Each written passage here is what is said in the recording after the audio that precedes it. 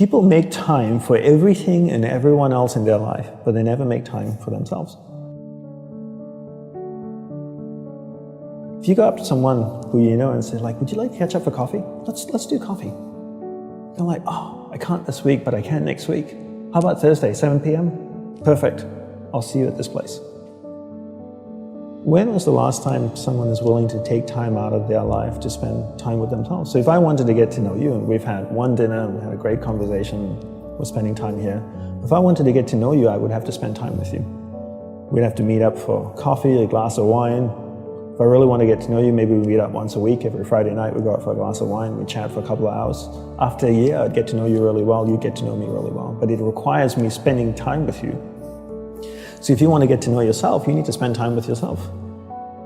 But in a way that you can inquire, right? So people say to me things like, oh, I walk my dog in the park, that's my time with myself. And you're like, no, it's not. That's you walking the dog. People go like, oh, I go for a jog, that's my alone time. No, that's you jogging, avoiding traffic, watching where you're stepping so you don't trip and fall over. Spending time with yourself is sitting down, closing your eyes, not interacting with the outside world, and actually going inside and having that conversation. The same conversation I would have with you and say like, hey Brian, so where did you grow up? You know, you said California, do you like to surf? No? Hate the water? Love the water? Tell me, right? And people don't have that conversation, and because they don't have that conversation with themselves, they don't end up knowing what they want in life. Because they don't know what they want in life, they can't focus that finite amount of energy, and then they don't live a lifestyle that brings them happiness, and most people end up being unhappy. A couple of things I would say. One is simplify your life. Everybody's so busy.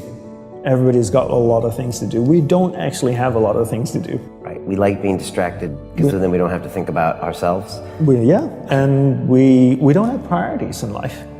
Most people don't have clear priorities in life. You know, for me, my goal is to simplify my life, simplify the number of people in my life, and simplify the number of things in my life. We only have a finite amount of energy each day, right? But every year, we have more people in our lives. Is that a fair statement? More Facebook friends, more people you're connected with, but your energy stays the same. So that's not a proportionate growth. If your energy is increasing every year proportionately with the number of things and people in your life, then we don't have to talk about this. But your energy level is the same.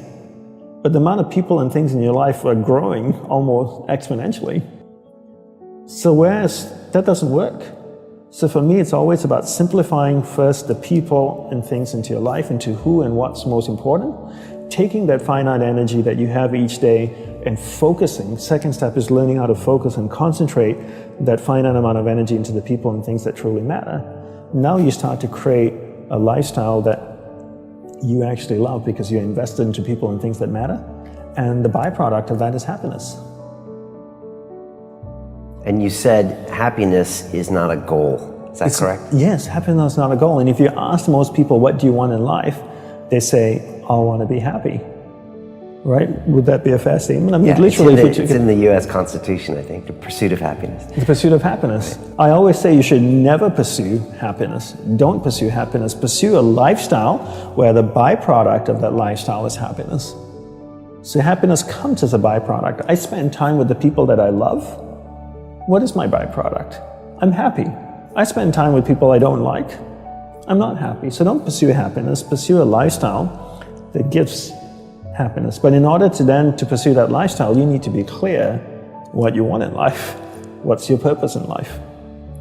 And people don't know this because they don't spend any time with themselves. People think that the more you meditate, the better it is. So 20 minutes of meditation is not as great as 3 hours of meditation. And it's actually not how we work. For us, we believed in quality as opposed to quantity. We spent the whole day preparing to meditate. What comes before meditation? Concentration. Concentration comes before meditation. So you need to learn how to concentrate in order to meditate. And we believe that you can't meditate if you can't concentrate. So we spend the whole day focusing on concentration. So when I spoke with someone in a monastery, I spoke with another monk, I gave them my undivided attention. When I worked on my laptop, I focused on working on my laptop. When I swept the sidewalk, I focused on sweeping the sidewalk. So throughout the day, I'm practicing concentration. Now when I go to sit down to meditate, I'm really focused and I can have a dynamic meditation session.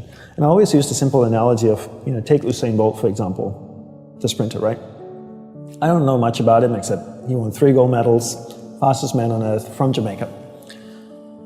I can make an assumption, and tell me if I'm wrong, that his whole day is structured. That he eats the right kinds of food and drinks the right amount of water. He goes to the gym. If you look at the boy, he's ripped, right?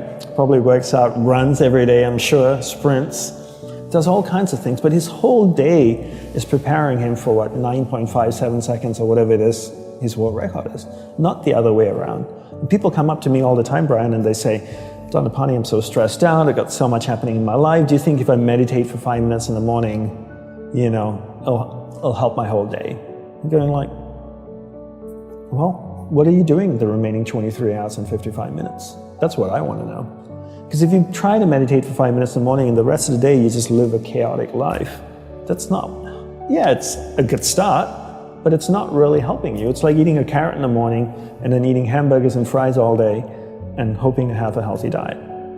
You have to understand that your whole day, your lifestyle is what's going to support your meditation practice at the start, and then your meditation practice grows, and then it turns around and supports your lifestyle. Right. But not the other way around. You don't create a meditation practice to support your lifestyle. You create a lifestyle first, meditation second.